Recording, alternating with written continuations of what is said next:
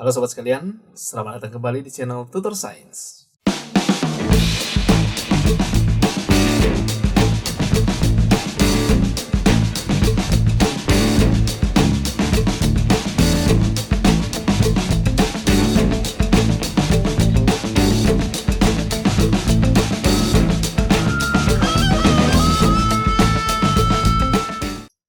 Di video kali ini, saya akan melanjutkan pembahasan soal Olimpiade Sains Nasional tingkat kota kabupaten bidang kebumian tahun 2022 yang kedua. Buat yang belum menonton pembahasan soal Olimpiade Sains Nasional tingkat kota kabupaten bidang kebumian tahun 2022 yang pertama, bisa lihat di link yang ada di atas ini ya. Namun sebelumnya sobat-sobat, buat sobat-sobat yang belum subscribe, pastikan untuk menekan tombol subscribe dan membunyikan lonceng agar sobat-sobat tidak ketinggalan informasi seputar Olimpiade Sains Nasional, baik itu pembahasan soal ataupun informasi teknis, tips-tips pelaksanaan OSN yang bisa bermanfaat buat sobat-sobat sekalian. Oke, kita langsung ke pembahasan soalnya. Ini dia. Interval waktu antara dua oposisi berurutan dari Mars adalah 779,9 hari. Hitunglah setengah sumbu panjang planet Mars dalam orbitnya mengelilingi matahari. Nah, pertanyaannya di sini setengah sumbu panjang. Buat adik-adik yang sudah belajar astronomi untuk kebumian ataupun astronomi untuk gerak-gerak planet, itu pasti sudah tidak asing dengan istilah setengah sumbu panjang. Nah, bagaimana dengan adik-adik siswa yang misalkan belajar di sekolah? Apakah belum pernah belajar ini? Harusnya ini sudah pernah, tapi biasanya kurang spesifik. Ya, ini di materi kalau di fisika, di hukum Newton tentang gravitasi berhubungan dengan hukum Kepler 1 dan hukum Kepler 3.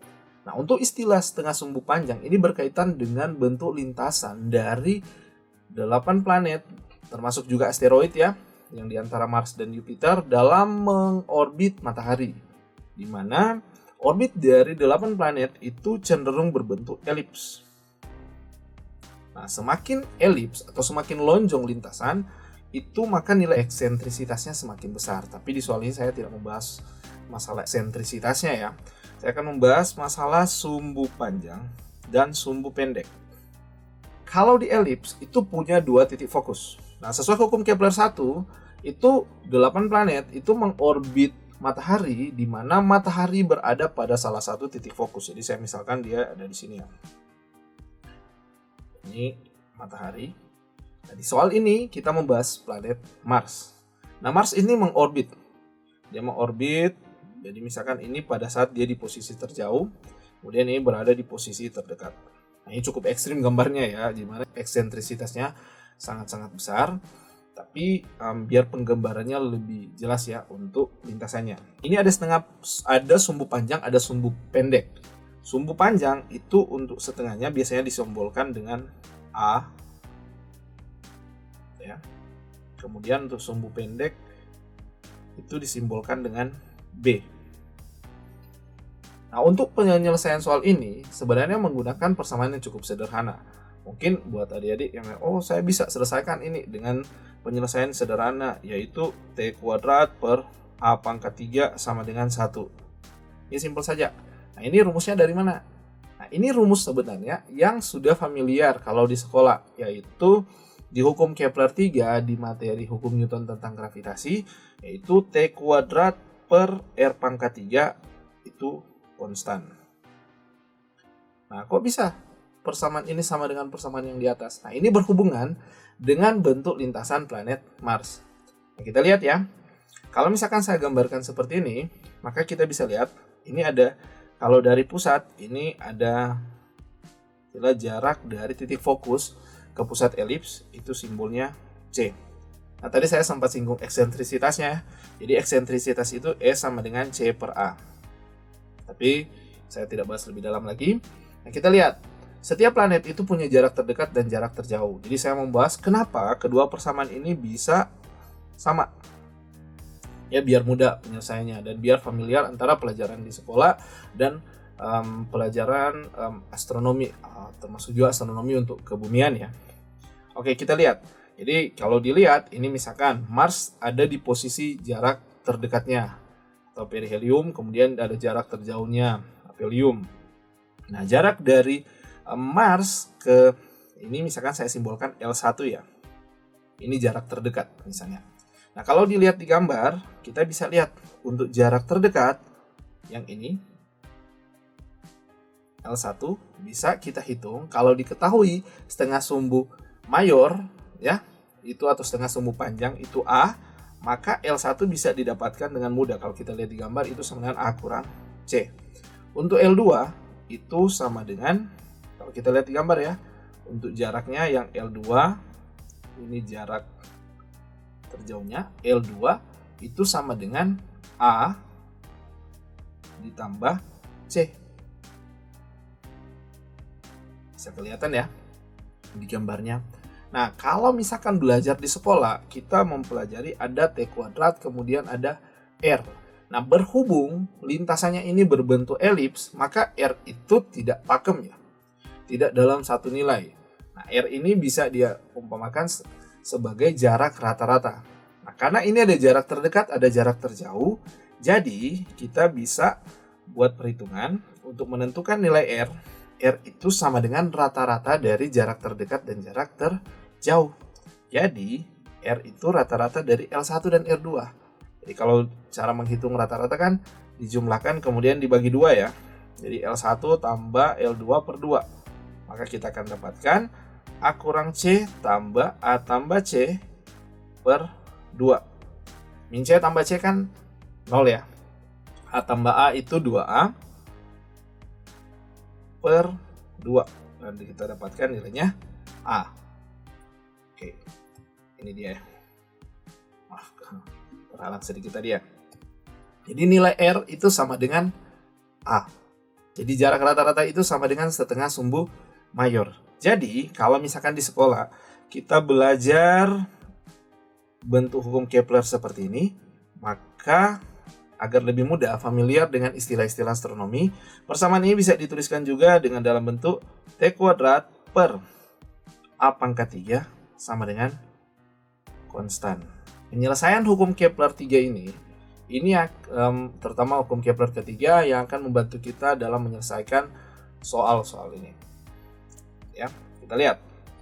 Di soal ini diketahui semuanya ya yang ditanya ini semuanya dalam satuan SA. Apa itu SA? SA itu satuan astronomi. 1 SA itu jarak dari bumi ke matahari sebesar 1,5 kali 10 pangkat 11. Kita tidak usah konversi, tapi yang penting kita tahu bahwa istilah jarak bumi ke matahari, jarak rata-ratanya itu 1 SA. Jadi secara otomatis nilai A untuk bumi itu 1 SA. Dia udah tahu ya. Jadi untuk misalkan A bumi, kita sudah tahu itu nilainya A bumi itu sama dengan 1 SA. Oke. Nah, bagaimana mau menyelesaikan soal ini? Ingat yang ditanya adalah A dari Mars. Jadi kalau dituliskan karena T kuadrat per A pangkat 3 itu konstan, jadi persamaan bisa kita tuliskan ini berlaku untuk semua benda yang mengorbit terhadap matahari, terutama 8 planet dan sabuk asteroid ya. Jadi kalau dituliskan T Mars pangkat 2 per A Mars pangkat 3 itu sama dengan T bumi pangkat 2 per A bumi pangkat 3. Kita lihat ya. Untuk A bumi itu sudah diketahui 1 SA. Berhubung yang ditanyakan itu A Mars dalam SA, jadi kita ubah saja ke SA. Di soal ini sudah diketahui untuk periode Mars itu 779 hari. Kita tulis ya. Jadi T Mars itu sama dengan 779,9 hari. Kita juga sudah tahu bahwa untuk bumi itu dia sama dengan 365,25 hari.